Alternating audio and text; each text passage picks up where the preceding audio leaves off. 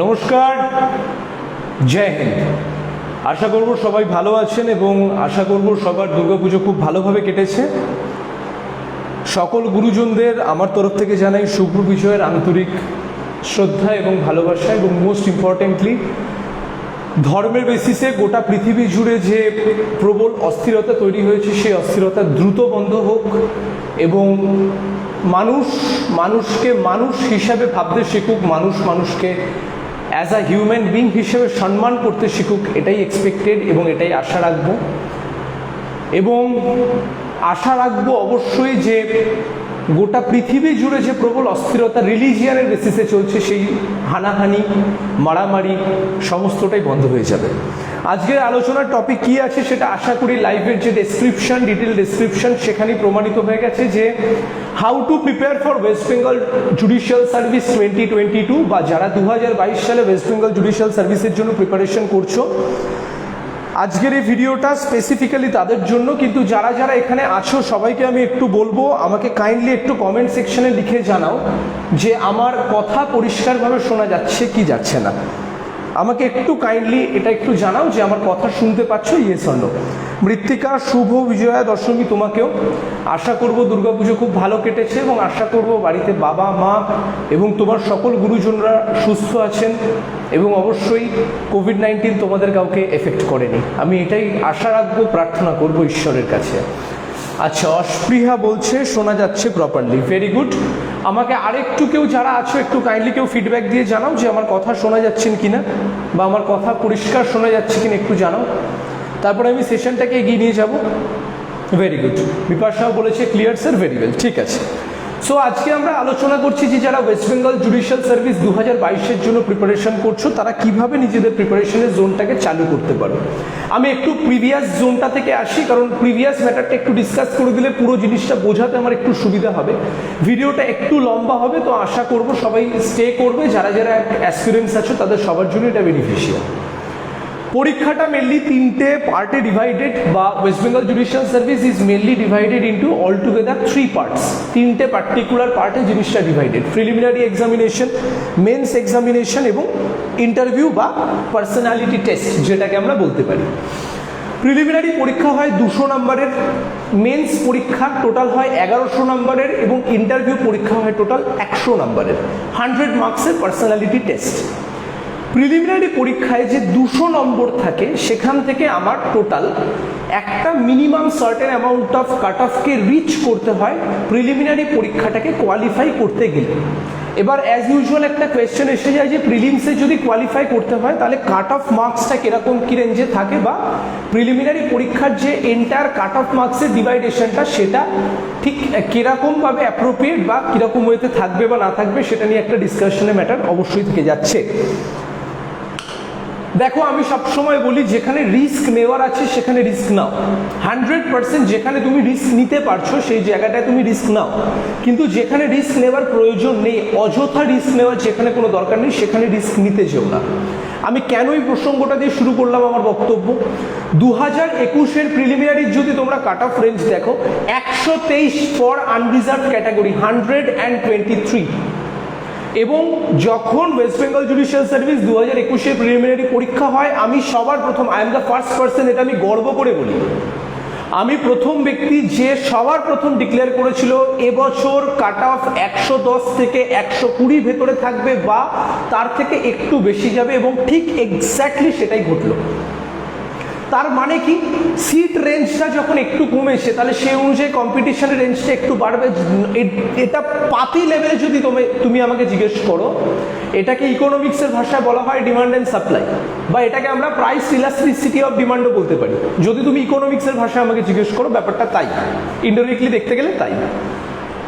সুতরাং যারা যারা 2022-এর জন্য স্পেসিফিক্যালি প্রিপারেশন করছো, ডাব্লিউবিজেএসে অ্যাপিয়ার করবে বলে, সবার প্রথম বক্তব্য প্রিলিমসের প্রতি এক্সট্রা এমফ্যাসিস দাও, প্রিলিমসের প্রতি বেশি করে ফোকাস করো। কিন্তু আবার এতটাও ফোকাস করে ফেলো না যে আমি শুধু প্রিলিমসের জন্য প্রিপারেশন করলাম, মেন্সের জন্য আমার কোনো প্রিপারেশন রেঞ্জ থাকলো না। সেটা হলে কিন্তু ওটা উল্টো বিষয় হয়ে যেতে পারে, বা সেটা কিন্তু আবার উল্টো বিপদের দিকে যেতে পারে। শুভ বিজয়া দেবনারায়ণ, আশা করবো পুজো ভালো কেটেছে, বাড়ির সবাই ভালো আছেন, তোমরা সবাই সেফ আছো। সুতরাং 2022 অ্যাপিয়ারেন্স বা যারা অ্যাসপিরেন্টস তাদের সবার প্রথমে আমার অনুরোধ, প্রিলিমসের জন্য কিছু স্পেসিফিক জায়গাকে আমাকে খুব ভালো করে রেডি করতেই হবে। নাম্বার 1 হচ্ছে evidence act, number 2 civil procedure code, number 3 constitution of India, number 4 limitation act, number 5 IPC CrPC. এই 5টা জায়গার 100 নাম্বার যদি আমরা সর্বপ্রথম খুব ভালো করে রেডি করে ফেলি, তাহলেই কিন্তু জিনিসটা আমাদের জন্য প্রিলিমিনারি পরীক্ষার জন্য অনেকটা সিচুয়েশনটা ছোট হয়ে গেল বা জিনিসটা অনেকটা কমে গেল। কারণ প্রেশারের যে রেঞ্জটা বা প্রেশারের যে হাই রেঞ্জের জায়গাটা, সেই রেঞ্জের জায়গাটা ডাউন হয়ে যাচ্ছে। কারণ এবছর কাট অফ গেছে 123-এর কাছাকাছি। আনরিজার্ভদের জন্য বলছি, রিজার্ভ ক্যাটাগরির গল্পে আসছি না। আনরিজার্ভ যারা আছো সবাইকে বলছি, জেনারেল কাস্ট আমার মতো যারা পার্সন জেনারেল কাস্ট তাদের জন্য বলা। সুরজ, গুড ইভিনিং, আশা করবো দুর্গাপুজো ভালো কেটেছে, বাড়ির গুরুজনদের আমার প্রণাম জানিয়ে। যারা জেনারেল কাস্ট আছো সবার প্রথমে বলছি, এবছর কাট অফ গেছে 123, 123। সুতরাং পরের বছর এতটা হাই রেঞ্জে না থাকলেও খুব লো রেঞ্জেরও যে থাকবে সেটা কিন্তু নয়। আমরা টার্গেট করে চলি, আমি এই কারণের জন্য বলছি, আমি কোনো রকম রিস্ক এখানে নেব না। আমি টার্গেট করে চলি আমাকে 130+ প্রিলিমসে পেতে হবে to be in the safest part. নিজেকে সেফ রাখতে গেলে আমায় প্রিলিমিনারি পরীক্ষায় 2022-এর ক্যান্ডিডেটসদের বলছি, অনেকে এখানে আছো, আমি তাদের ব্যক্তিগতভাবে চিনি বলে আরও বেশি করে বলছি, প্রিলিমিনারি পরীক্ষার জন্য যদি 130কে টার্গেট করে না চলো, কোনো দিন এই এক্সামিনেশন ক্লিয়ার করা প্রিলিমসে অন্তত খুব টাফ হয়ে গেছে। অ্যান্ড ট্রাস্ট মি, এটা সব থেকে বড় বাস্তব। হাওয়ায় ভেসে লাভ নেই, অলিক কল্পনায় ভেসে লাভ নেই, বাস্তবটা বাস্তবই থাকছে। সুরজিৎ, আমি তোমার প্রশ্নে একটু পরে আসছি। তুমি যে প্রশ্নটা করেছো আমি নিশ্চয়ই আসবো, সবার শেষে আসছি, তুমি লাইভ সেশনটায় থেকো আমার সাথে। সুতরাং আমার সবার প্রথম অনুরোধ, ফার্স্ট থিং ফার্স্ট, তোমরা 130 টার্গেট করে চলো এবং 130 আসবে খুব স্পেসিফিক কিছু জায়গা থেকে। খুব স্পেসিফিক্যালি যদি আমরা জিজ্ঞেস করিস, এভিডেন্স, কনস্টিটিউশন, লিমিটেশন অ্যাক্ট 20 60 হয়ে গেল, সিআরপিসি আইপিসি 80 হয়ে গেল।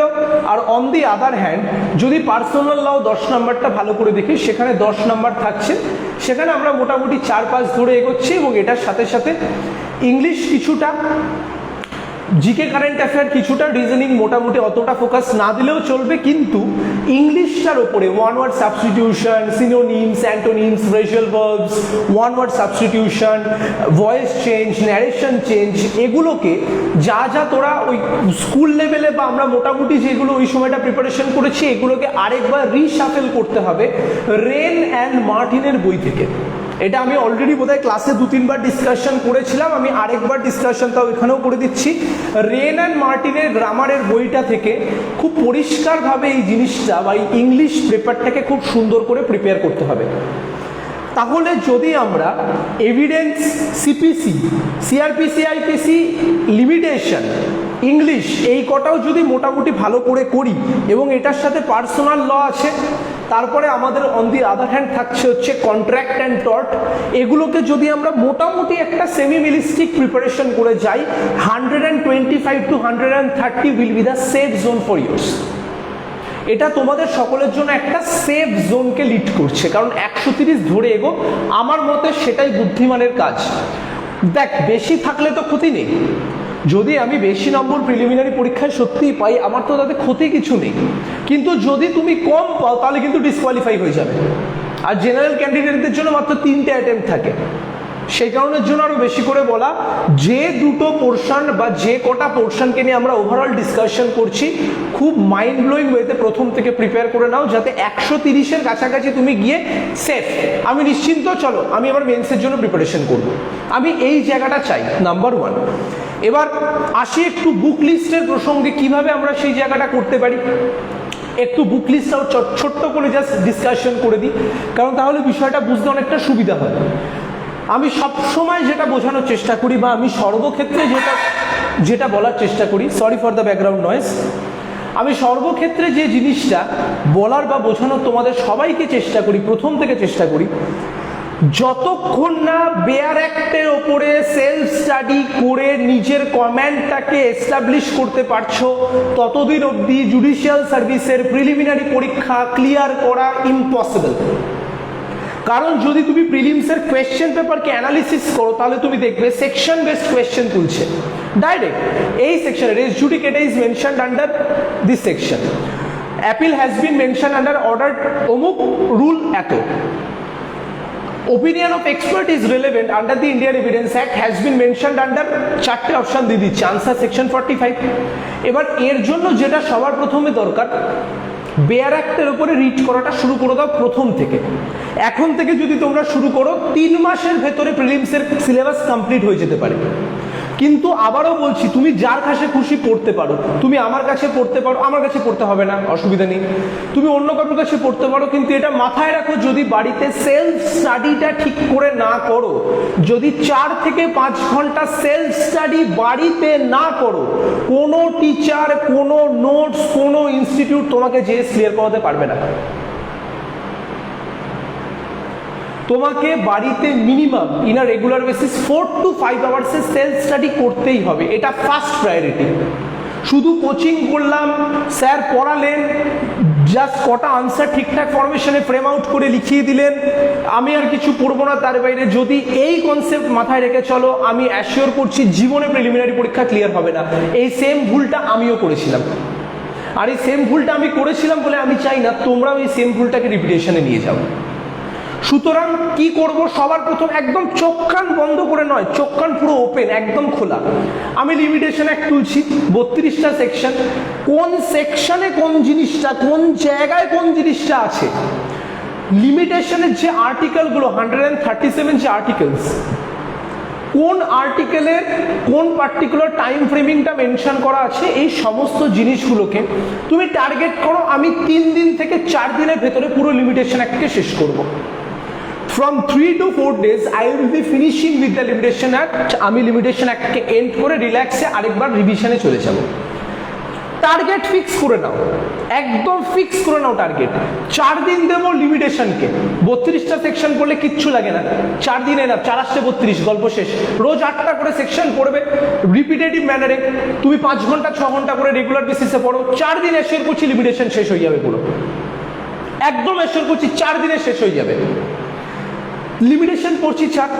সেকেন্ড, তোমার ফেভারিট সাবজেক্ট প্রিলিমিনারির জন্য কোনটা? Constitution of India, very good, constitution of India তোলো। কনস্টিটিউশনের জন্য কি পড়বে? Bare act. লিমিটেশনের জন্য কি পড়বে? Bare act. সিআরপিসি আইপিসির জন্য কি পড়বে? Criminal manual, bare act. এভিডেন্সের জন্য কি পড়বে? Bare act. প্রিলিমিনারি পরীক্ষা ক্লিয়ার করার ফান্ডামেন্টাল মন্ত্র হচ্ছে বেয়ার অ্যাক্টের ওপর কন্ট্রোল বাড়াও, কন্ট্রোল বাড়াও, কন্ট্রোল বাড়াও। বেয়ার অ্যাক্টের ওপর যদি না তোমার কন্ট্রোল আসে, প্রিলিমিনারি পরীক্ষা ক্লিয়ার হবে না, কোনো অ্যাঙ্গেল থেকে হবে না। সুতরাং বেয়ার অ্যাক্টকে রিড করো এবং সাথে সাথে যেটা করো, অবশ্যই ম্যান্ডেটারিলি মক পেপার দেওয়ার চেষ্টা করো বেশি বেশি করে। মক টেস্ট কিভাবে দেবে? দাদা আমার কাছে তো কিছু নেই, আমি কোত্থেকে দেবো? প্রিভিয়াস ইয়ারের কোয়েশ্চেন পেপার আছে তো, প্রিভিয়াস ইয়ারের কোয়েশ্চেন পেপারকে তোলো, নিয়ে আসো, নিজের কাছে বসো, ঘড়িটা মেলাও যে 2.5 ঘন্টা টাইম থাকছে হচ্ছে প্রিলিমিনারি পরীক্ষার জন্য, 2.5 আওয়ার্স। আমি 2.5 ঘন্টার ভেতরে দেখি তো আমি 130 স্কোর করতে পারি কিনা। হ্যাঁ, অবশ্যই ইমিডিয়েট বেসিসে আবার মক টেস্ট দিতে বসে যেও না, তাহলে আবার উল্টো বিপদ হয়ে যাবে, সেটা আমি করতে বারণ করছি, সেটা করার কোনো প্রয়োজন নেই। কিন্তু ইমিডিয়েট বেসিসে মক না দিয়ে তুমি সাবজেক্টগুলোকে থরলি প্রিপেয়ার করো না। Chiranjit, really thank you so much. তোরা আছিস বলে আমার এত ভালো লাগে। I am very glad, it's my pleasure to have you in my session once again. যারা যারা প্রিপারেশন করছিস, বেয়ার অ্যাক্টটি তোলো এবং সেটা অনুযায়ী কোন কোন আর্টিকেলসগুলো সব থেকে বেশি ইম্পর্টেন্ট হতে পারে। যেমন অনেকে বলে স্যার কনস্টিটিউশন অফ ইন্ডিয়াকে কি করব? কনস্টিটিউশন অফ ইন্ডিয়াকে কিছুই করবো না, পড়বো।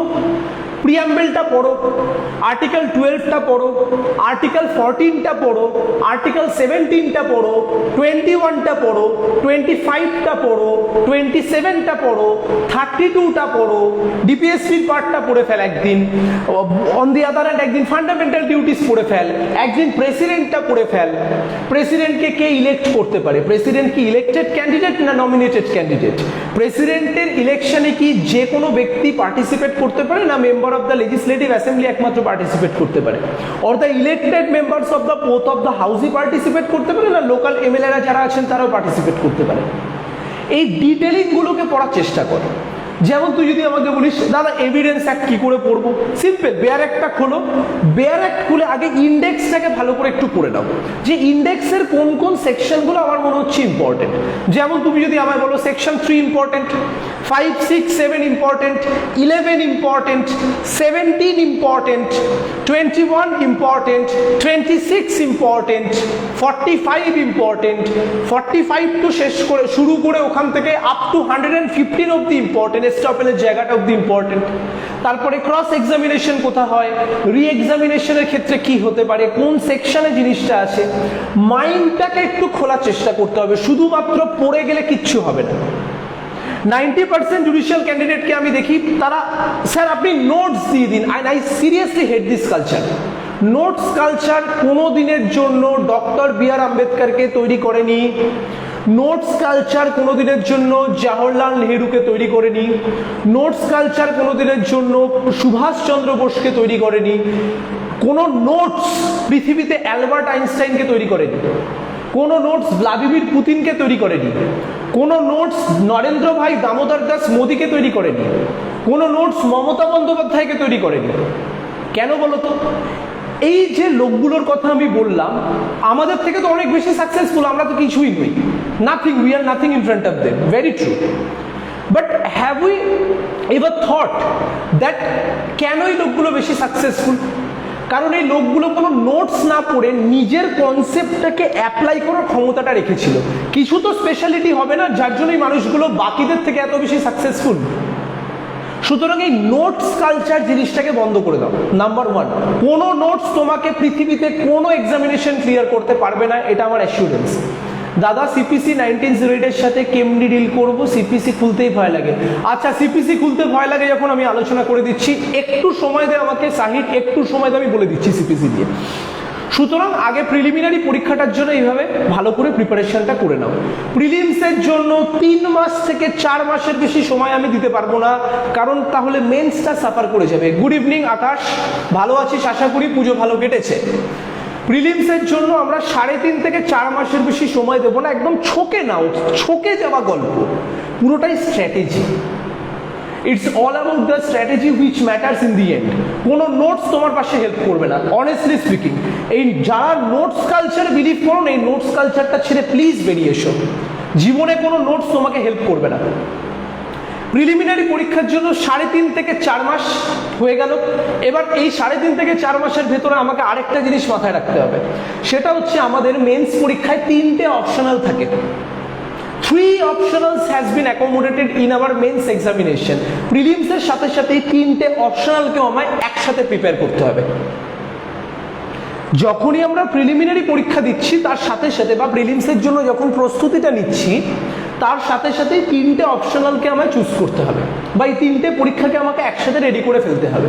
এবার অ্যাজ ইউজুয়াল কোয়েশ্চেন এসে যায়, অপশনালে আমরা কি কি নিতে পারি? গুড ইভিনিং জগন্নাথ ভৌমিক, কি কি আমরা অপশনাল নিতে পারি? আমি এখানে একটু সেফ খেলবো, এই জায়গাটা আমার একটু সেফ খেলার জায়গা। Hindu law limitation partnership, end of the discussion, সব থেকে সহজ জিনিস অপশনালে নিয়ে বের করার জন্য। এবার এখানে গন্ডগোল কোথায় হয়? অনেকের ক্ষেত্রে মুসলিম ল নিয়ে তার পক্ষে জিনিসটা ক্লিয়ার করাটা ইজি, এটা করতেই পারে যে কোনো ব্যক্তি। আমার যেমন একজন স্টুডেন্ট আছে, ও বলছে স্যার আমি কনস্টিটিউশন নেবো, আলো হ্যাঁ নেই, ঠিক আছে, অসুবিধা নেই। যার যেটা ব্যক্তিগত চয়েস সেটাকে আমি সম্মান করি, সেটাকে আমি শ্রদ্ধা করি, উইদাউট এনি ডাউট। কিন্তু আমার কাছে সেফ অপশন, যদি তুমি আমার ওপিনিয়ন চাও, আমি আবারও বলছি এটা সম্পূর্ণ ব্যক্তিগতভাবে আমার ওপিনিয়ন, কারোর ওপিনিয়ন নয়। হিন্দু ল লিমিটেশন পার্টনারশিপ, এই 3টে জায়গা তোমাকে অনেক বেশি করে ইজিয়েস্ট ওয়েতে অপশনালটা প্রিপেয়ার করতে সাহায্য করবে, কারণ সেকশনগুলো কম। লিমিটেশনে মাত্র 32টা সেকশন, এবার 32টাই পড়তে হবে না, কিছু কিছু স্পেসিফিক জোন আছে আমরা পড়বো। পার্টনারশিপে 72টা সেকশন, 72টা তো পড়বো না, খুব বেশি হলে মেডিকেটে 60 থেকে 62টা সেকশন পড়বো। হিন্দু লয় কি আছে? Hindu marriage act, special marriage act, adoption and maintenance act, minority and guardianship act, succession act, খুব ইজি ওয়েতে করে নেওয়া যায়। ইটস রিলেটিভলি ইজি, যথেষ্ট হচ্ছে অনেক বেশি সহজ আমার অ্যাঙ্গেল থেকে। তাই এই 3টে সব থেকে সেফ অপশন। এবার এই তিনটের ভেতরে তোমার জন্য কোনটা বেটার হয় সেটা তুমি আগে দেখো, সেই অনুযায়ী তুমি আগে সেই সাবজেক্টটা প্রিপেয়ার করো। যেমন তুমি যদি আমাকে বলো আমার লিমিটেশন সব থেকে favourite, Hindu law second favourite, partnership third favourite, আমি লিমিটেশন দিয়ে শুরু করবো। যদি আমি প্রিপারেশন করতাম আমি তাই করতাম। সুতরাং প্রিলিমিনারি পরীক্ষা আর অপশনাল পরীক্ষার যে প্রস্তুতি দুটোকে তোমায় প্যারালালি চালাতে হবে। কেন বলছি? প্রিলিমসের পরে আর সময় পাওয়া যাবে না। আর 3 মাস যেই মুহূর্তে বা 3.5 মাস 4 মাস পরে যখন আমি মেন্সের দিকে একটু বেশি ফোকাস করতে বলবো, তখন গিয়ে দেখবে প্রিলিমসের ওই ফ্যাকচুয়াল বেসড পড়াগুলো তুমি একটু ভুলে যাবে। কারণ এটা সর্বক্ষেত্রে মাথায় রেখো, ওয়েস্ট বেঙ্গল জুডিশিয়াল সার্ভিস এমন একটা পরীক্ষা আগে ছিল আর এখন এমন একটা পরীক্ষা আস্তে আস্তে ট্রান্সফর্ম হয়ে যাচ্ছে। আমরা তো প্রত্যেকটা ব্যক্তি সময়ের সাথে সাথে পরিবর্তনশীল, সময়ের সাথে সাথে আমরা প্রত্যেকটা মানুষ পরিবর্তন করি নিজেদেরকে। পরিবর্তন করাটা সবসময় ডেভেলপমেন্টের দিকে বা আপগ্রেডেশনের দিকে নিয়ে যাওয়াটাই ভালো, ডিস্ট্রাকশনের দিকে না নিয়ে যাওয়াটাই বুদ্ধিমান লোকেদের কাজ।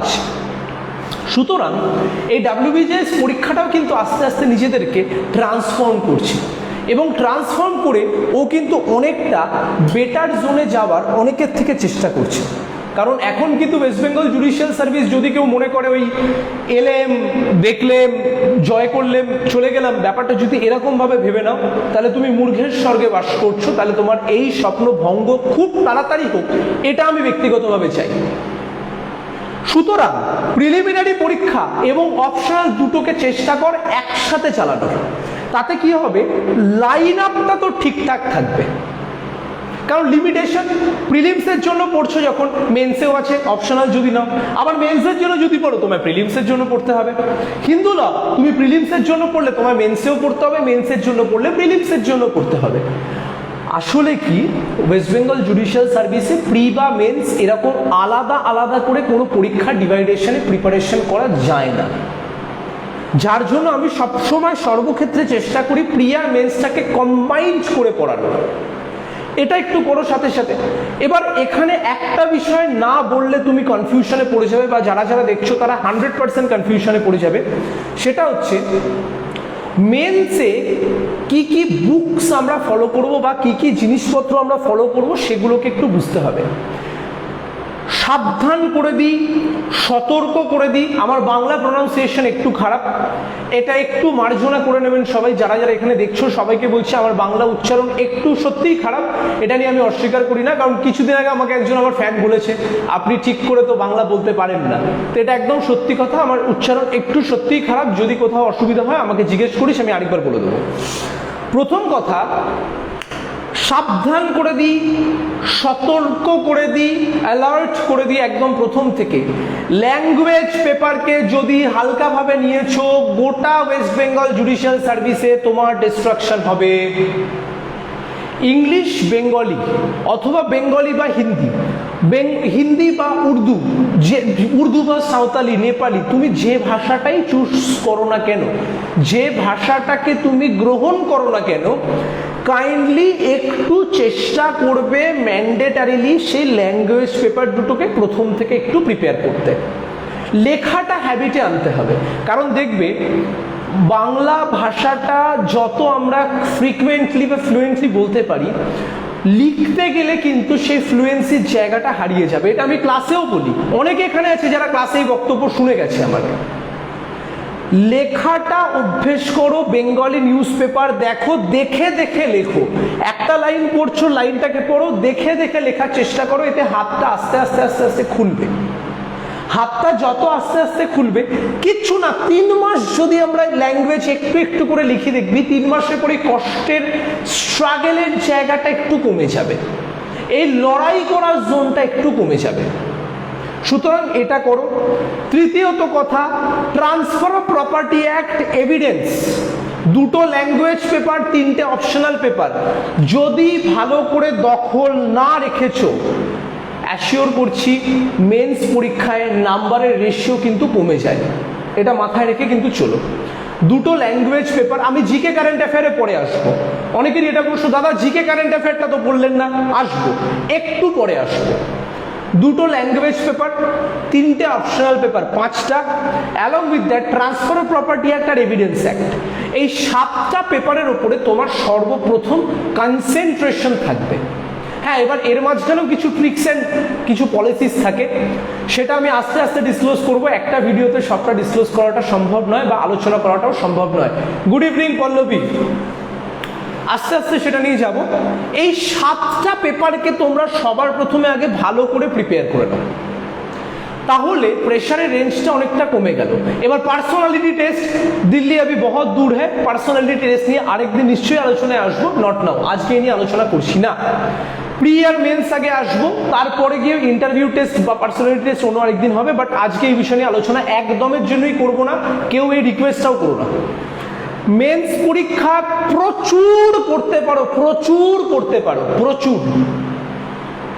সিপিসি অলরেডি একটি ছেলে জিজ্ঞেস করে গেছে, স্যার সিপিসি তো খুলতেই ভয় লাগে, খুব স্বাভাবিক ওর জন্য। সিপিসি একটা চাপের বিষয়। এভিডেন্স অ্যাক্ট অনেকগুলো সেকশন, কি বই পড়বো? তাহলে আমি একটু প্রথম থেকে বইয়ের লিস্টটা মেন্সের জন্য তোমাদের সবাইকে বলে দিই। ইংরেজি ভাষার জন্য রেগুলার বেসিসে নিউজ পেপার পড়তে হবে এবং সাথে রেন অ্যান্ড মার্টিনের গ্রামার বুক থেকে প্র্যাকটিস করতে হবে, এই দুটো ম্যান্ডেটারি কাজ। দ্বিতীয়ত কথা, বাংলা ভাষাটার জন্য বা বেঙ্গলি ল্যাঙ্গুয়েজের জন্য আলটিমেটলি তোমাকে ক্লাস 11-12 ব্যাকরণ বই, বাংলা মিডিয়ামের ব্যাকরণ বই ক্লাস 11-12 সেই বইগুলি তুমি একটু স্টাডি করতে পারো। এবং সাথে অবশ্যই আমার যদি সাজেশন শুনিস, যারা যারা আছে সবাইকে বলছি, যদি আমার সাজেশন শুনিস, আনন্দবাজার পত্রিকা এডিটোরিয়াল সেকশন এবং অবশ্যই যে দেশ এবং ইন্টারন্যাশনাল সেকশনটা যেটা আছে সেই জায়গাটা যদি একটু ভালো করে পড়িস, বাংলাটার ওপরে কিন্তু কন্ট্রোলিং পাওয়ার আসতে বাধ্য। মানে আমি আমার বাংলা কিন্তু ওই করেই আপডেট করেছিলাম, বা এটাও আমার একজন সিনিয়রের থেকেই শেখা, আমার থেকে একজন ব্যক্তি। তো উনি আমাকে বলেছিলেন যে যদি আনন্দবাজারটা পড়িস না তাহলে পুরো জিনিসটা আস্তে আস্তে বুঝতে পারবি। তো আই ওয়াজ ইন ডাউট যে ভাই কী বলছে, উল্টোপাল্টা যা পারছে। লেটার অন আমি পড়ে দেখলাম না, আনন্দবাজারটা পড়ে সত্যি আমার বেনিফিট হলো। এটা রেগুলার বেসিসে যদি একটু করিস, বাংলা ভাষাটা একটু কমপ্লিট হবে। থার্ড, এভিডেন্স অ্যাক্টের জন্য কি করব? এভিডেন্সের জন্য ম্যান্ডেটারিলি সবার প্রথম আমরা বেয়ার অ্যাক্টকে ভালো করে পড়ব, নাম্বার 1। নাম্বার 2, এটার সাথে সাথে বটুকলালের বইটি খুব ভালো করে পড়তে হবে। ল অফ এভিডেন্স বলে বটুকলালের একটা অসাধারণ বই আছে, কোনো এদিক ওদিক বই ফলো আপ করার বা কোপ আপ করার কোনো প্রয়োজন নেই। বটুকলালে ফোকাস করো, will be more than enough. Transfer of property অ্যাক্টের জন্য কি করবে? চোখ কান বন্ধ করো, আর কে সিনহা পড়ো, চোখ এবং কান বন্ধ করে আর কে সিনহার বই পড়ো, মোর দ্যান সাফিসিয়েন্ট। হিন্দু লয়ের জন্য কি পড়বো? Doctor Paresh Diwan plus bare act. লিমিটেশনের জন্য only bare act, trust me, only bare act. পার্টনারশিপের জন্য মিনিমাম, আমি কম করে বলছি, বেশি করে বলছি না, আমি কম করে বলছি, তারপরে বেশিটা তোরা বাড়িয়ে দিবি তোদের মতো। পার্টনারশিপের বেয়ার অ্যাক্টকে মিনিমাম 30 বার রিভিশন করতে হবে প্র্যাকটিক্যাল কোয়েশ্চেনগুলোকে হ্যান্ডেল করতে গেলে। কারণ partnership act is all together একটু আনকনভেনশনাল অ্যাক্ট বা একটু আনকনভেনশনাল টাইপের একটা পেপার। পার্টনারশিপকে ডিল করতে গেলে 30 times of the bare act, reading of the partnership act will help you to handle those practical questions. পার্টনারশিপটাকে ভালো করে পড়ো প্রথম থেকে। লিমিটেশনের বলে দিয়েছি, হিন্দু লও বলে দিয়েছি, এভিডেন্স বললাম, ট্রান্সফার অফ প্রপার্টি অ্যাক্ট বললাম। সিভিল প্রসিডিওর কোডের জন্য আসছি। এবার সিভিল প্রসিডিওর কোডটাকে নিয়ে একটু ডিসকাশন করে দিই। এটা একটু অনেকেরই ভয়ের কারণ, খুলতেই ভয় লাগে এক একজনের বক্তব্য অনুযায়ী। CK Takwani is the best resource for civil procedure code. কিভাবে পড়বি? সিপিসি নমিনাল ওয়েতে পড়ার দুটো স্ট্র্যাটেজি আছে। এক হচ্ছে তুই 158 সেকশনস আগে পড়লি, তারপরে 51 অর্ডার্স পড়লি, কিন্তু আমার কাছে এটা খুব একটা স্মার্ট স্ট্র্যাটেজি নয়। আমি একটু বাইফারফিকেট করে পড়াই। তুই সেকশনাল ইন্টারপ্রিটেশনের সাথে সাথে অর্ডারগুলোকে পাঞ্চ করে নে। সেকশনাল ইন্টারপ্রিটেশন আর অর্ডার্সগুলো যদি একসাথে 5 লাইনে চলে আসে, তাতে নিজেদের জন্যই পুরো জিনিসটা কিন্তু একটু বেটার হবে। তুই এইভাবে করতে থাক। এবার সিপিসি নিয়ে তাহলে যদি এতটাই ডিমান্ড থাকে, আমি আরেকটা আলাদা ভিডিও করে দেবো, সেটাও অসুবিধা নেই, কিন্তু সিপিসিটাকেও প্রথম থেকে পড়ো। এবং along with that CrPC, IPC as usual পড়তে হবে। সিআরপিসির জন্য তুমি, বইয়ের নামটা আমার এই মুহূর্তে মনে পড়ছে না, কেলকার, ইয়েস। সিআরপিসির জন্য তুই কেলকার ফলো করতে পারিস, অসাধারণ বই। আইপিসির জন্য KD Gaur will be enough, বা পিল্লাই পড়তে পারিস, but Pillai is relatively vast according to me. S N Mishra is a good book, S N মিশ্রাকেও আমরা কিন্তু রেফার করতে পারি in the case of IPC, সেটাও খুব একটা অসুবিধা হবে না।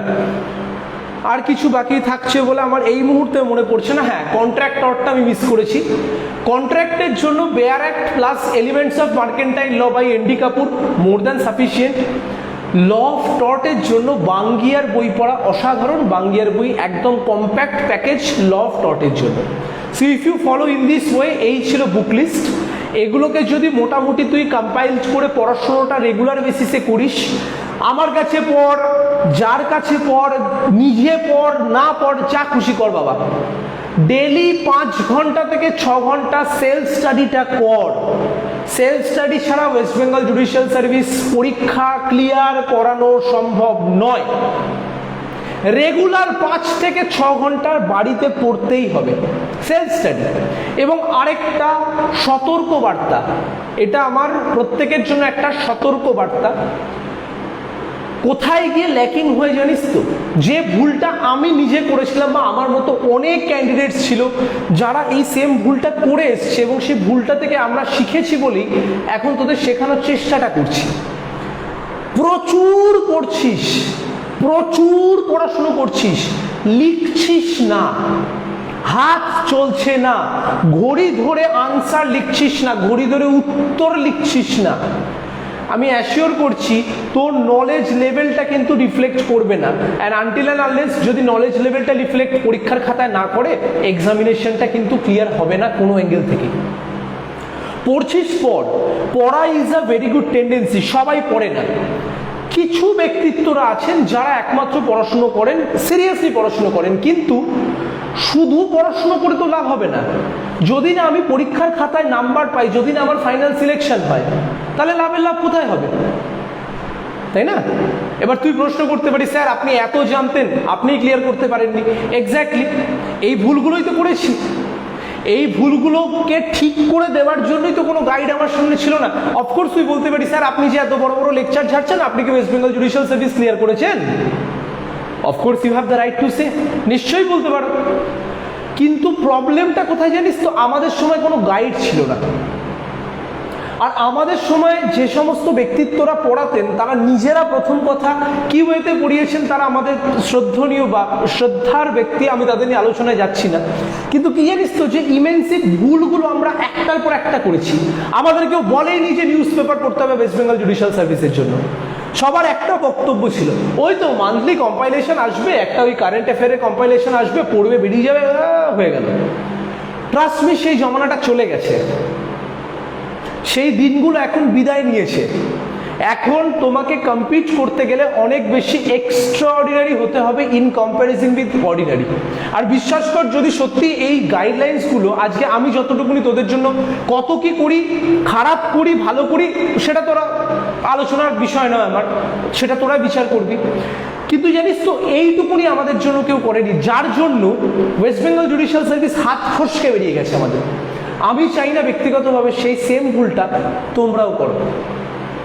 যার জন্য বলছি বাবা, পড়ছিস পড়াশোনা, কিন্তু যদি answer writing in a regular basis না করিস না, জুডিশিয়াল সার্ভিসের মেন্স পরীক্ষা ক্লিয়ার করা খুব টাফ হয়ে যাবে, খুব টাফ হয়ে যাবে। সে যত বড় এক্সপিরিয়েন্স ব্যক্তি পড়ান, আমি তো গোটা পৃথিবীতে একমাত্র এক্সপিরিয়েন্স নই, আমার থেকে অনেক এক্সপিরিয়েন্স পার্সনরা আছে যারা হয়তো ইন্টারভিউ অব্দি অ্যাপিয়ার করেছে, কারণ মেন্স ক্লিয়ার হয়েছে, প্রি ক্লিয়ার হতেই পারে। প্রত্যেকটা মানুষের যে কোয়ালিটি, সেটাকে তো আমরা অস্বীকার করতে পারবো না। হতেই পারে আমার থেকেও এক্সপিরিয়েন্স কেউ আছে নিশ্চয়ই, কিন্তু কোনো এক্সপিরিয়েন্স পার্সন তোমাকে সেই এনরিচমেন্টের জায়গায় পৌঁছতে পারবে না যদি না তুমি আনসার রাইটিং রেগুলার বেসিসে প্র্যাকটিস করো বাড়িতে ঘড়ি ধরে। আনসার রাইটিং কি করে করবো? প্রিভিয়াস ইয়ার কোয়েশ্চেন পেপার তোল, তুই আগে একটা টপিক পড়। আমি একটা ভালো আইডিয়া শিখিয়ে দিচ্ছি, সবার জন্যই শিখিয়ে দিচ্ছি। আগে একটা টপিক পড়। সাপোজ তুই অ্যারেস্ট করলি section 41 to 60 chapter 5 of CrPC, পড়া হয়ে গেল। এবার তুই প্রিভিয়াস ইয়ার খুঁজে বের কর যে অ্যারেস্ট থেকে কি কি কোয়েশ্চেন এসছে। Right of arrested person, when a police may arrest somebody without any warrant, এই প্রিভিয়াস ইয়ারের কোয়েশ্চেনগুলো তোল। অ্যারেস্ট থেকে কি কি কোয়েশ্চেন এসছে 2-3 বছর ঘেটে নিলি, একটা সাদা পাতা, একটা হোয়াইট পেজেসের ভেতরে ওই 2-3টে কোয়েশ্চেনকে লেখ।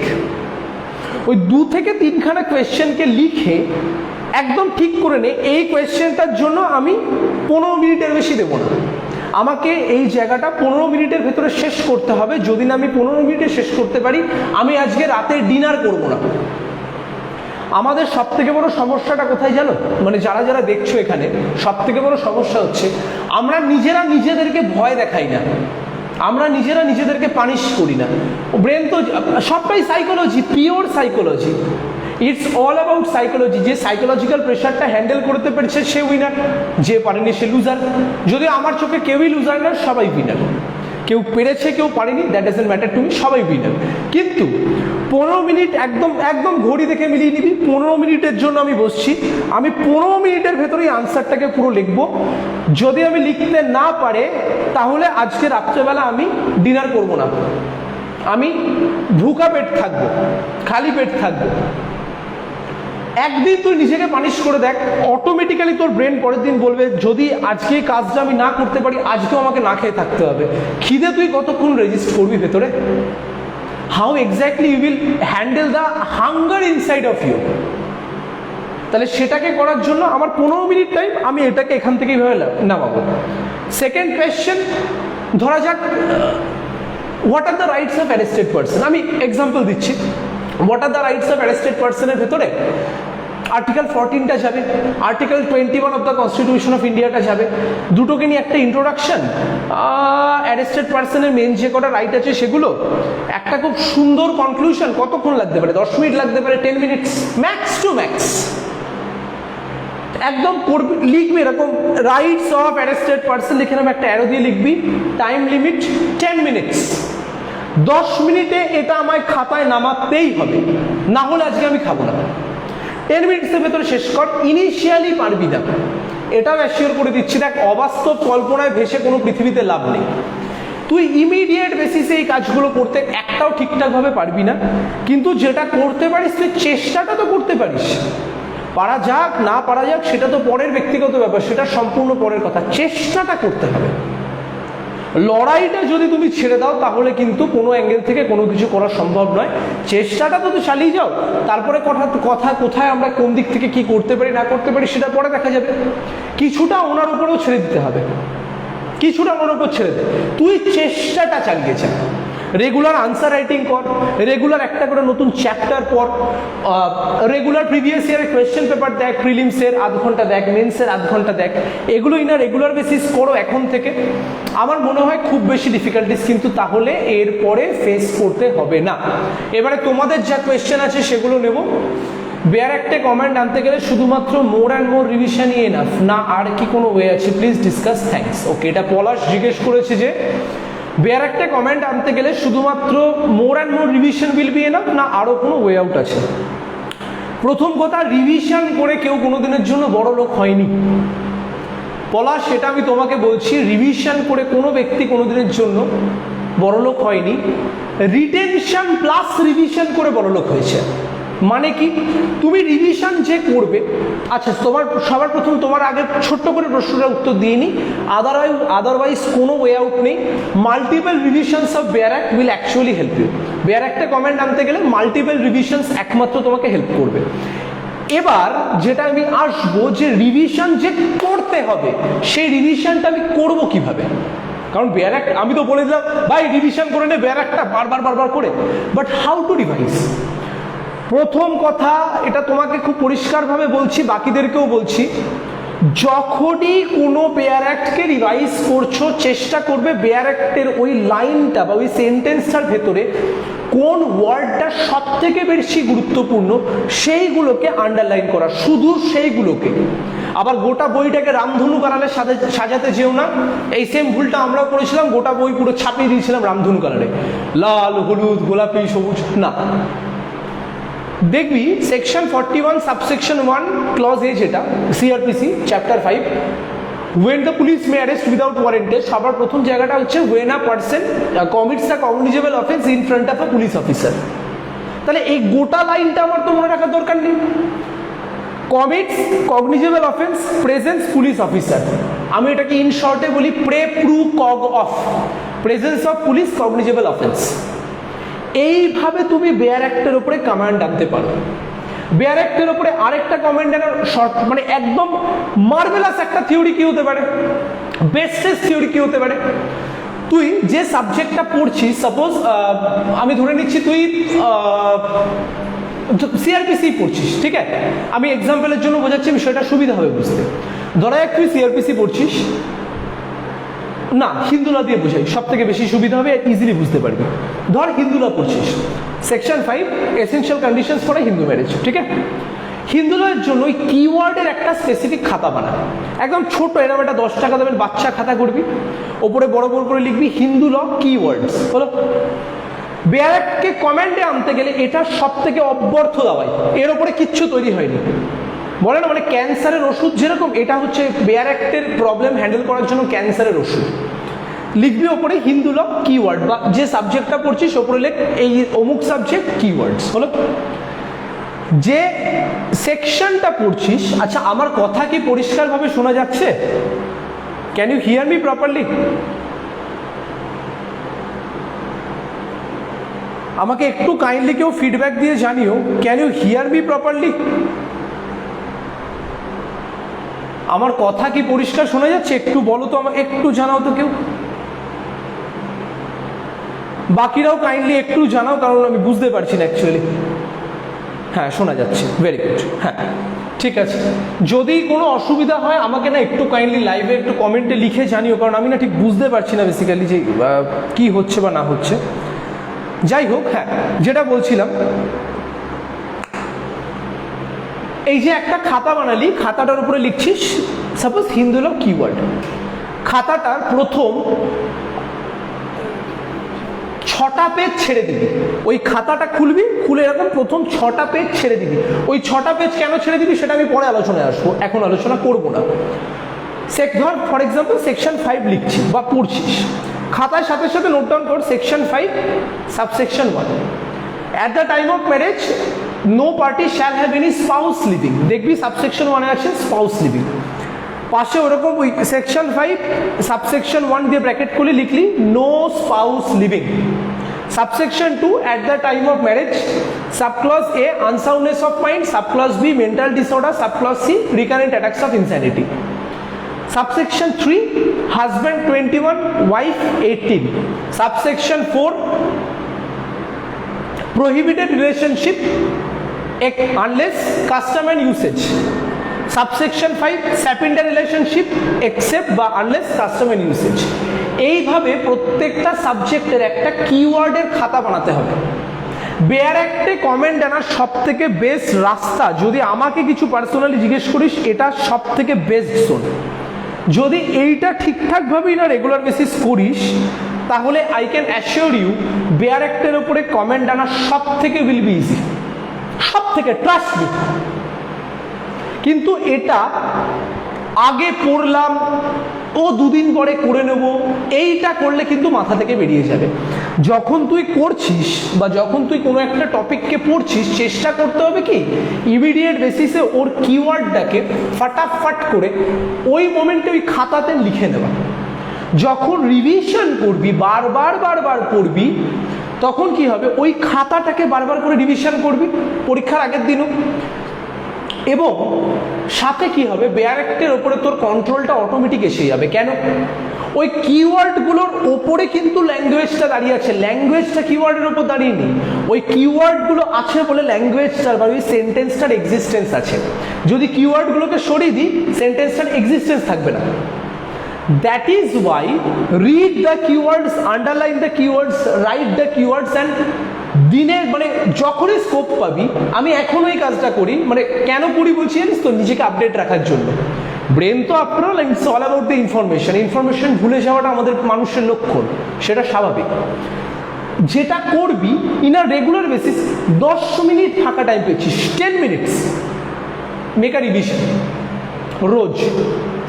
এতে কিছুই না, নিজের মনে রাখার এবং ক্ষমতা বা নিজের মনে রাখার পোটেনশিয়াল ক্যাপাসিটি যেটা, সেটা আরও আস্তে আস্তে ডেভেলপ করে যাবে। এটা করো, যদি কোনো অসুবিধা হয় আমাকে আরেকবার জানিও, আমি যতটুকুনি যা করা যায় বা যতটুকুনি যা পারবো সেটা আমি নিশ্চয়ই চেষ্টা করব। যদি কারোর আর কোনো কোয়েশ্চেন থাকে তাহলে বলতে পারো। অনলি 2 মিনিটস আর লাইভে আছি, তারপরে সেশন এন্ড করব। যদি আর কারোর কোনো প্রশ্ন থাকে আমাকে করতে পারো, কমেন্ট সেকশনই করতে পারো, আমি নিশ্চয়ই চেষ্টা করবো আনসার দেওয়া, যতটা পারা যায় আমার পক্ষে, যতটা পসিবল আর কি। As much as possible for me, I will try my best. যদি কেউ কোনো কোয়েশ্চেন করতে চাও আমাকে করতে পারো, কিন্তু please West Bengal judicial service related হলেই ভালো হয়। তার বাইরে গিয়ে আজকে আমি খুব একটা আনসার দেবো না, এই কারণের জন্যই দেবো না কারণ আজকে সেশনটা তো পুরোটাই ওয়েস্ট বেঙ্গল জুডিশিয়াল সার্ভিস নিয়ে, তাই জন্যই বলা। যদি কিছু করার বা যদি কোনো কোয়েশ্চেন থাকে করতে পারো।